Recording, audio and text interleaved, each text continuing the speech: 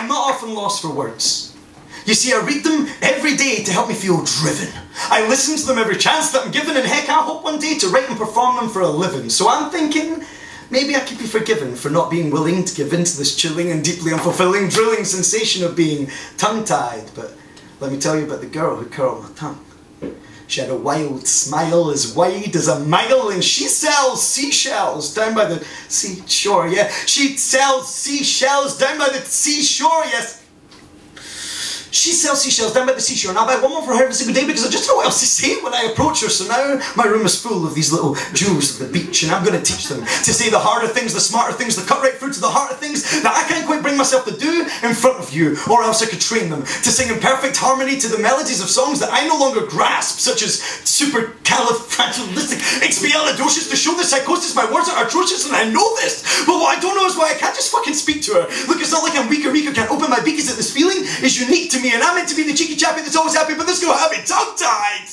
And I'm not often lost for words.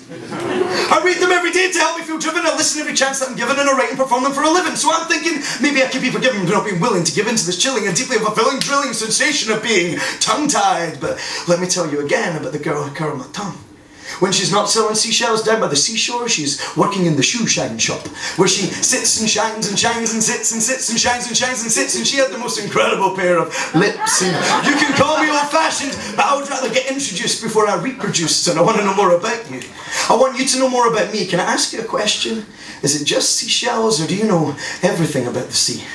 Has anyone ever showed you how you can cram a clean clam into a clean clam can, or told you how many friendly anemones actually have anemones? Yeah, many friendly anemones and many enemies, and although I might look like it, I'm not the pheasant plucker. I'm just the pheasant plucker's son. I said I'm only plucking pheasants so the pheasant plucker comes, and I want to lie down with you under the stars on that piece of grass by the side of the road, where we exchange the important questions like how much wood could a woodchuck chuck if a woodchuck could actually chuck wood, and how much love could this love have if this love could have love, and how many bears could Bear Grylls grill if Bear Grylls could grill bears. I want to lie down with you under the stars on that piece of grass by the side of the road while we listen to the traffic roaring by, one by one.